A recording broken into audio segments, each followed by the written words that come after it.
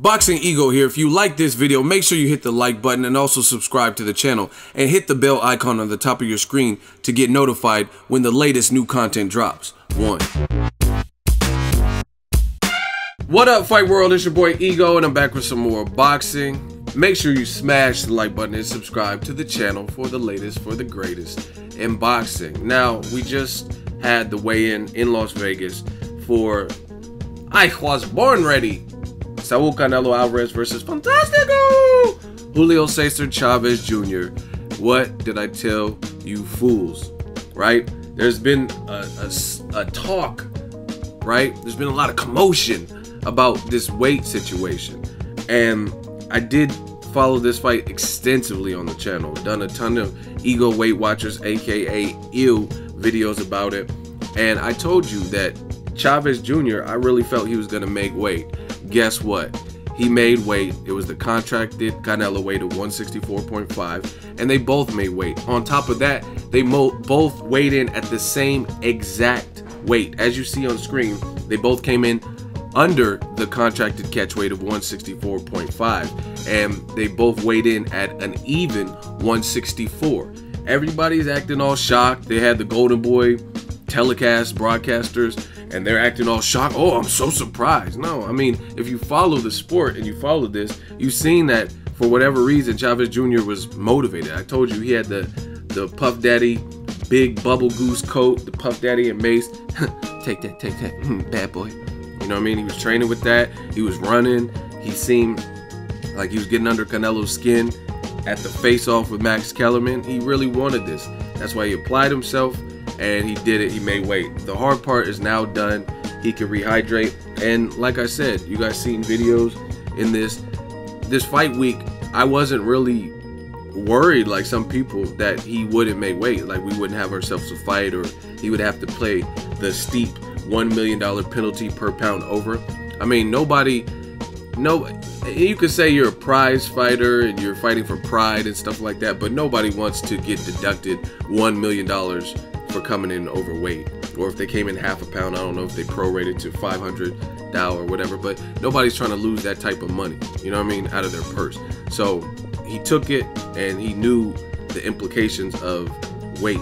And I told you this is a fight where weight matters. Now weight is behind us. Both guys, they could do whatever they want. They can eat some good food, get some carbs in their system. And I'm gonna tell you, man, I did a video when the fight was first announced. This is a difficult fight for Canelo, a lot more than what I'm reading in the comment section. Everything that I'm seeing is, oh, Chavez Jr. looks sucked up, he looks horrible. When I'm judging the fight, I'm trying to judge it neutrally and objectively as far as the two fighters. And some people, this is how I know who knows boxing, and some of y'all don't know shit about boxing, because a lot of people just deal with emotion, and other than that, a lot of people just deal with what's in your face. That's how they judge boxing. Like if Kovalev knocks down Andre Ward, in their mind, after 12 rounds, even though that happened and occurred in the second round, he won the fight, because that is something painstakingly obvious when you see a knockdown or a guy buckle or get supremely hurt. Anyone could see that, you know what I mean? Stevie Wonder could tell that who won that round, you know what I mean? Like, oh, Ward got hurt, okay, 10-8 round, right? But boxing is deeper than that. It's deeper than that. It's a psychological warfare going on. There's a war with yourself, and you have to have belief, and there's just different stuff. Physical, what you did in training camp, pride, hunger. It's just not one thing, you know what I mean? And a lot of people keep talking about Chavez Jr. Oh, he looks so skinny. I mean, of course he looks skinny, because he hasn't had to make anything close to this weight since like 2014. That's 3 years. So I mean, imagine if you guys have picked up pounds in the last 3 years and trying to make a weight you weighed when you were 3 years younger, you know what I mean, a couple years ago. Like, hey, remember we went to Cancun, I was in that shape, and then trying to get in that shape.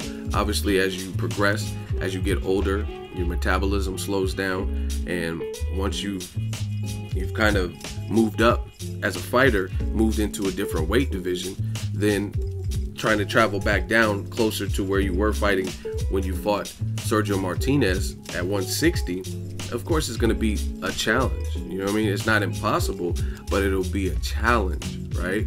Because Sergio Martinez, you look at it, Maravilla is not even fighting anymore. He's retired. So that just goes to show you what's happened since then. A lot has changed. I thought he lost. I thought Maravilla lost to Martin Murray, and then they gave him the win anyway. And then he ended up getting stopped by Miguel Cotto. So a lot has changed since then. So I knew it was going to be something that Mimo, Angel Heredia, and Chavez Jr. had to pay attention to and be diligent. And Chavez was going to have to apply himself. But everybody's just looking at what's obvious and flagrant. Canelo, you could say he looks in better shape. That's because he was killing himself to make 154 or Canelo weight of 155, and now he doesn't have to do that, and he's younger. And he has not went and traveled up to light heavyweight. But if we wait 3 years from this fight and he goes up to, let's say, I don't see it happening, but hypothetically, let's say he went up to light heavyweight and then he tried to get back down to this, I mean, of course it's going to be a challenge. So, I mean, like I said, the hard part is done. The hard work is done. Chavez made it. They weighed in at the same. And I think that's a good advantage for Chavez Jr. because one, this is of small consequence, but it's still noteworthy. His brother just won last week, so that gave the Chavez family a little bit of momentum coming into this fight a week later. You know what I mean? His brother Omar stopped Canelo's older brother, Ramon Alvarez, right? So that's a little bit of psychological warfare, if you will. Canelo said he's not bothered, but it still gives the Chavez Jr. family something to be proud of and a little bit of push and a little bit of momentum a week later coming into this fight.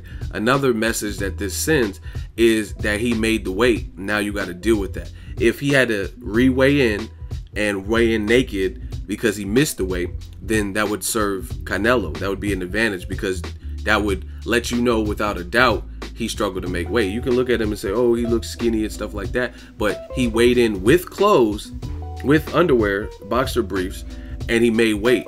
And I don't know, I gotta look at it again, but I think he took his sunglasses off, but he had an article of clothing on, which was his boxer briefs. And this is what I told you guys in the past.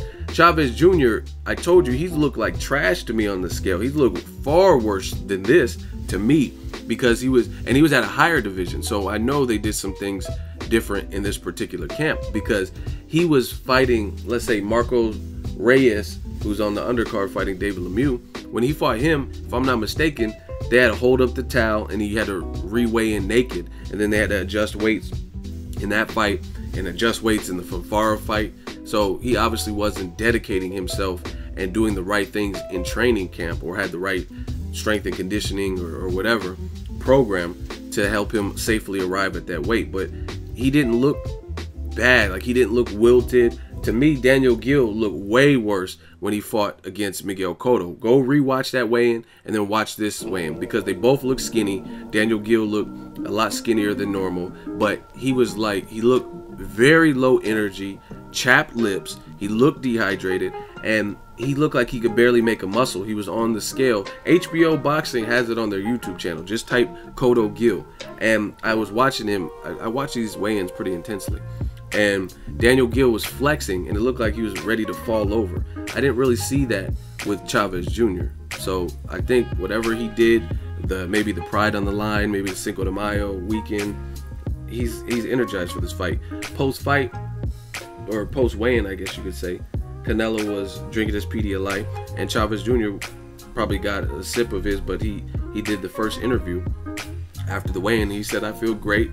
His mouth it didn't look super dry, like he was super dehydrated. So again, a lot of people are just going off of what's obvious, like always. And I told you guys what the case was. I told you I really felt Chavez Jr. was going to make weight. I did an Ego Weight Watchers video last night.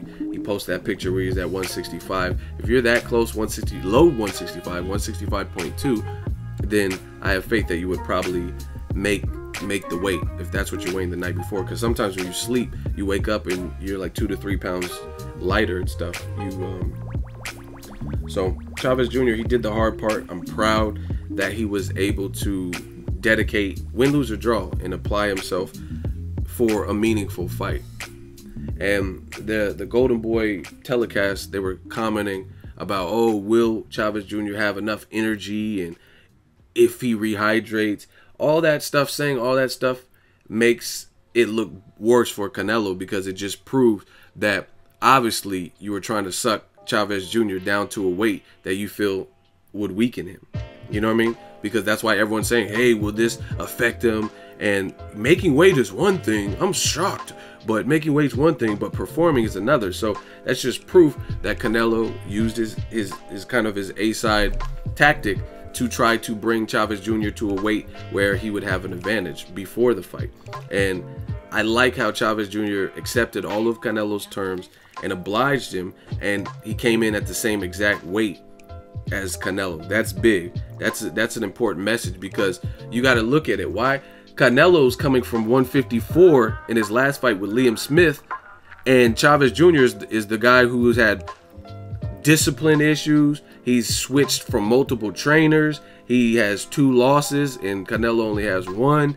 He's been stopped before. Canelo's never been stopped. He's the guy who struggled with weight. He's the guy who's ballooned up in weight. Why are you guys weighing in at the same exact weight, right? Like the example I gave, Miguel Cotto, when he fought Daniel Gill, Cotto came in extremely light because he's not a big middleweight. You know what I mean? He came in extremely light at like 153, and the catch weight was at 157.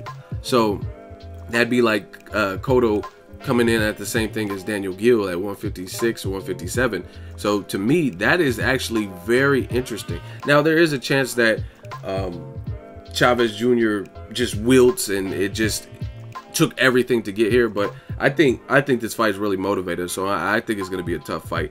And the other thing that I'm really concerned with is because Canelo last fought at 154, right? And now he's fighting a guy who's going to rehydrate, gets to eat carbs. To my knowledge, there's no rehydration clause. And you guys hit the same weight. How is Canelo going to deal with that extra weight? Because, like I said, you can have a weight vest, things like that, but that's a simulation. It's just like I could be on a computer using Flight Simulator, but that's not the same experience as me actually captaining an actual plane and piloting a plane with 12 passengers. You know what I mean? Because one's a video game. So the weight vest is cool to help prepare and get your body kind of acclimated to fighting with extra weight, but you ultimately won't know until you're in there in that square circle with somebody punching you who's bigger than you, taller than you, and tough and durable. So this is an interesting fight where I told you weight matters. They got past the first obstacle and made weight. They made the same weight, both 164 apiece. This fight got very interesting. I really want to see how Canelo performs with the added weight, because Chavez Jr., we know he rehydrates crazy, and making the weight was probably the hardest part, just having to make that weight. But now it's good. He already passed. He already passed that test. Now he can eat whatever, get some fluids in his system, drink, relax, nap. You know what I mean? The weigh-in happened 2 p.m. my time. I'm in California. This was a West Coast fight, so it was in Las Vegas. Happened at 2 p.m. So he has the rest of the night to just relax, chill out. Doesn't have to worry about working out. This is an extremely good fight, and I think it's going to be a competitive fight, especially for what's at stake. Canelo at the end, he showed a little bit of bravado after the weigh-in and did like this hard shadow boxing where he's throwing shots to show that he's pumped up. But there's a lot of people in attendance too at this weigh-in. There's like 10,000 people at the weigh-in. Very energetic crowd. There's a lot of pressure. To me, just my personal opinion, I think there's more pressure on Canelo, because you kind of drain this man down, or what you thought would drain him down, to 164.5. He gave into the lower purse. You got the lion's share. You got top billing. You got the weight. He said he could make 165. So let's be clear. A lot of people don't know this. Chavez Jr. challenged Golovkin and Canelo after he beat Dominic Brich in Monterrey, Mexico last December, and he said he could make 165. But in negotiations, they tried to push the envelope. You know what I mean? You want to see how much you can get out of somebody. So they switched it and said, hey, make 164.5 if you want the fight, just to tax him even more, to give him that kind of strategic upper hand. Now he's obliged you by making weight. He weighed in at the same weight as you.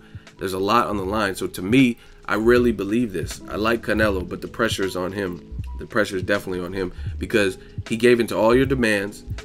You had the demands of what you wanted to happen. You lessened the weight. 165 he said he could make. You made him drop another ½ pound. He did drop the ½ pound. Came in at the same weight as you. And Canelo's the superstar. They're saying he's the the star of boxing. So to me, if Chavez Jr. even just does really good, right, like a Daniel Jacobs versus Gennady Golovkin, then that raises his stock, because according to the fans and the odds and stuff, Canelo's supposed to blow through him. He's weight drained, and is he going to be weakened? So if Chavez Jr. takes some strong stands, this could be really interesting, and it could be a tough fight, one of Canelo's toughest fights. And like I said, I told you guys that the weight, he was gonna, I seen it. He was just focused, and he looked like he was gonna make it. And I'm telling you, in all honesty, I'm not signed to Al Heyman or Team Chavez Jr. or Golden Boy, or I don't work with Oscar De La Hoya. I'm my own boss. I could talk about whatever I want. I'm not paid by Golden Boy directly or HBO or Showtime. I do whatever and say whatever I want with respect. And the thing is, I would tell you guys straight up if I thought Chavez Jr. looked horrible. But in my honest assertion and in my honest opinion, I feel like I've seen him look way worse than this at his previous fight weigh-ins, and I've seen other fighters look worse. Like I said, Brandon Rios, I think when he fought Mike Alvarado, maybe I could put up a picture of when he fought. He looked like a gargoyle or something. His cheekbones look really weird, like the Lost Boys. You know what I mean? He looked like a vampire with them high cheekbones and stuff. So I'm proud that Chavez Jr. made it, and hopefully he takes this opportunity and seizes it and makes an entertaining fight. This is $70 on HD, $69.99. So hopefully we get a good fight. May the best man win. Let me know what your takeaways were from this weigh-in. The crowd looks lit. Both fighters made weight. Both fighters seem motivated. Let me know what this means to you. Cinco de Mayo. Happy Cinco de Mayo to everybody. May 6th, tomorrow, it goes down. Drop it in the comment section. Make sure you share the video, like the video as always. Hate, comment, and subscribe. Till next video is Ego signing. So if you enjoyed this video and want more content like this on the channel, you can show your appreciation by going to the PayPal donate button or the YouTube support button. And you can donate any amount that you feel is equivalent to the value of this video. Much more to come. Thank you guys for your support. Boxing Ego, the future of boxing.